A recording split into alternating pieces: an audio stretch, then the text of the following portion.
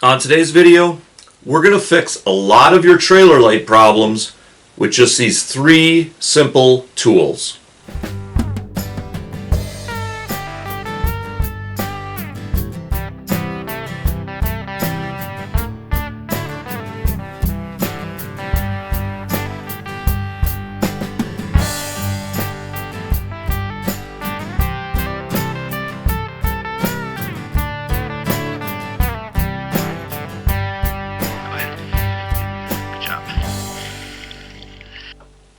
Hey there, outdoor YouTubers. It's Dave Knetter from Knetter's Practical Outdoors. And like I said earlier, today's video is about fixing a bunch of your trailer light problems with just 3 simple tools. And the 3 tools I'm talking about are an adjustable wrench, like this one, okay? A screwdriver, alright? Now, I am cheating a little bit, right? Because this is one of those multi-screwdrivers. Okay, I can go with the cross tip, I can go with the flat tip, alright? And the last tool is just a piece of sandpaper. And depending on your situation, that'll kind of dictate what grit or size sandpaper you use. You know, this is a pretty fine sandpaper, but depending on your situation, you might have to go with a few different sizes, maybe a little bit heavier grit, that sort of thing. So our trailer lights aren't working. Where do we start? Where do we begin? How do these tools come into play? Well, probably the first thing that we should do won't even include these tools. The first thing that we should really be looking into is kind of the obvious stuff. We're going to want to check the fuses on our vehicle. Now, kind of keep this in mind, guys. A lot of times, that trailer light harness coming out of your vehicle is spliced into the wiring that goes to the taillights of your vehicle. Okay, so if the taillights on your vehicle are working, there's a good chance that you haven't got any fuses blown. But that's not the case in all vehicles. Some vehicles have a certain towing package where the actual trailer light harness coming out of the vehicle will be fused separately. So you're going to want to check your owner's manual and see if that's the case with your vehicle. But anyways, to start things off, make sure your fuses are all good.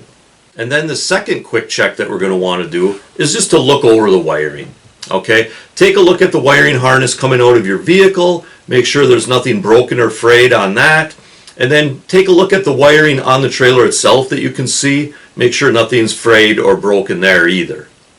Now the next easy, quick thing that you can look into is checking the bulbs. If your right side taillight isn't doing anything, you're going to want to change the bulb in that right side taillight.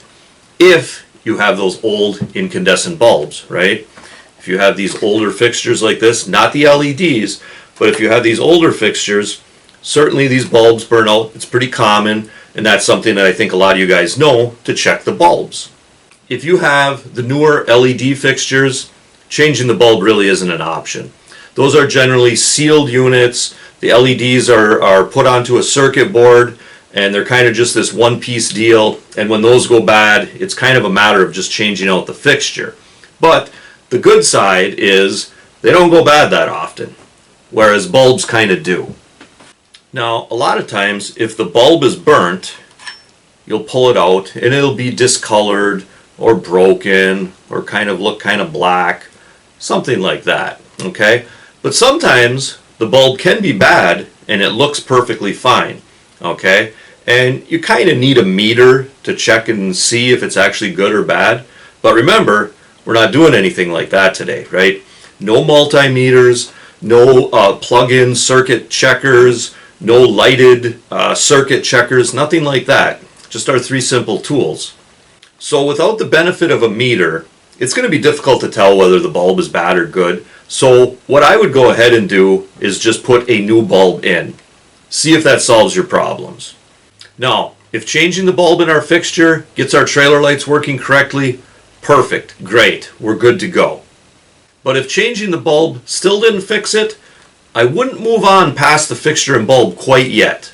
One thing that's pretty common with these trailer light fixtures is even though the bulb is in the socket, a lot of times it might not be making a good electrical contact with the socket.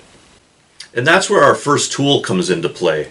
We're going to take our flat-tipped screwdriver and we're going to clean in and around any of the contact points in the bulb socket itself. So the first thing you're going to want to do is just unplug the trailer from the vehicle. Okay, we don't want any voltages going on while we're doing this. All right. Now they're all a little bit different, but you look inside of them and you can kind of see where the bulb makes contact inside the socket. Okay, we're going to take our flat tip screwdriver and we're just going to kind of scrape around on some of those contact points. Sometimes there's film, dust, dirt on them, especially if you're driving down dirt roads a lot, especially if these fixtures are on a boat trailer. Okay, they're getting back down into the water a lot, in and out of the water, getting a little film of scum all over inside the fixture. We just want to clean that up. Okay, so just kind of scrape those contact points clean, all right, the ones that make sense to do with the tip of your screwdriver. And then a lot of these fixtures will have kind of a round area that the bulb fits into as part of the socket. And what I like to do is just kind of take some sandpaper, kind of roll it up into a tube and stick it right inside that rounded part of the fixture and get in and around all those contact points also. Here's another style. It's kind of the same thing. And here's even another style where the whole kind of fixture kind of pops right out. Okay, so you can get in and around pretty easily with this sort of fixture. But the main thing is just kind of clean up all the contact points in the bulb socket. And you have this like side marker light here too also, okay? And do whatever you can to get into that. This one here actually pops right out of the fixture, okay? And I can take the bulb out and I can actually get a little thin piece of sandpaper down in there and I can get at those contacts and clean those contacts up on this particular style. Now, another thing to keep in mind is sometimes the bulb itself gets dirty and has a film on it or gets a little corroded, and it doesn't hurt to kind of scuff up the bulb itself, right? Get all around the sides of it real good, because that's an electrical contact point too. And then especially the bottom of it, okay? Just run that sandpaper across that, clean those up real good. We just want to make sure that this bulb is making real good electrical contact with all the parts inside the bulb socket itself. Now, if we still have some problems out there on our trailer lights, the next place I would go is to the plug itself. Okay, the plug on the vehicle side and the plug on the trailer side. We're going to want to check that out and make sure that's all nice and clean too. Now this plug is the one that's on the trailer side because it's got the 3 exposed pins. Okay, and these 3 exposed pins are going to be pretty easy to clean up. We can take our flat tip on our screwdriver, we can scrape on them, okay, or we can take, again, our sandpaper, just a little piece of sandpaper, and just kind of scuff in and around and get those plugs all nice and clean. But we're also going to want to clean up that recessed female pin also. All right, so what we're going to do there is take a little piece of that sandpaper, roll it up into a nice tight little tube, and we're going to put it into that female pin and just kind of rotate it around and scuff the those electrical contacts up with the sandpaper and get those nice and clean. And it'll be the same thing on the vehicle side.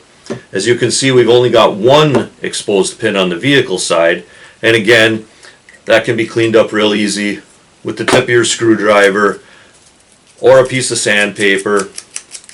But now on this one, we've got 3 recessed pins that we're going to want to clean up, and again, that's where the little piece of sandpaper rolled up into a tube, inserted into those pins, and just rotate it around and get those cleaned up on the inside, scuffed up, and get ourselves a good electrical connection. Now, another very common problem that takes place in and around the trailer light plug has to do with this white wire.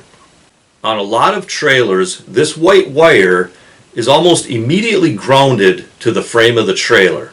This white wire is actually the return path back for all the other circuits that run through these wires. Okay, this is kind of the common ground or common return path back for all the rest of the wires. Now for this video, I'm not going to get too in depth to how this white wire works and how the trailer frame is actually a return path back on a lot of trailers, okay? But I do have a trailer light playlist, okay? I have specific videos that get a lot more into it, how the circuit works, how to use a multimeter, okay? Just a lot of different things that have to do with trailer lights, maybe kind of the next level stuff, all right? I do have a playlist that includes several videos in it. I will leave a link below this video. Okay, you can click on that link and go to that playlist and check those out if you're interested. But without getting in depth too much on how the circuitry works, the main thing you need to remember is when this white wire is grounded to the trailer frame, it needs to have a good electrical connection. And I'll tell you, there's a lot of failures where this white wire connects to the trailer frame.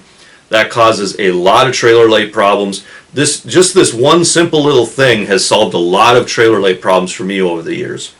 But if you can see the connection point where this white wire is attached to the trailer frame, I would definitely go there. I would undo it, unscrew it, unbolt it, however it's attached. All right. I would clean that area up real good. All right. Back to our screwdriver. You might want to scrape it with a screwdriver a little bit. Back to our sandpaper.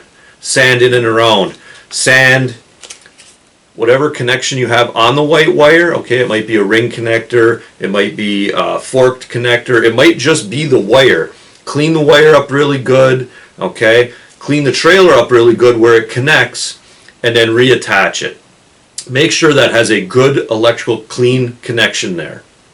But sometimes the poor connection on the white wire, or that return path back for all the other circuits, sometimes that poor connection is on the fixture side. If you look at this fixture, we've got a green, a brown, and a white, okay? And this white wire, just like on the plug side, needs to be electrically connected to the frame of the trailer.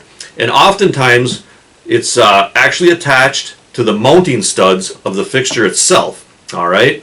So, if you've got a white wire on your fixture, and you can see it just kind of wraps around and it's attached underneath the nut onto the stud of the mounting studs for this fixture, okay, you're going to want to undo that connection. That's where your wrench comes in. Okay, so undo that. Pull this white wire off there. Oftentimes it'll have a ring connector on it. Maybe it's just the wire, but oftentimes it'll have a ring connector. And you're going to want to clean that all up, right? That's where you're, with your screwdriver again, scraping any paint or corrosion away. Again with the sandpaper, cleaning it all up.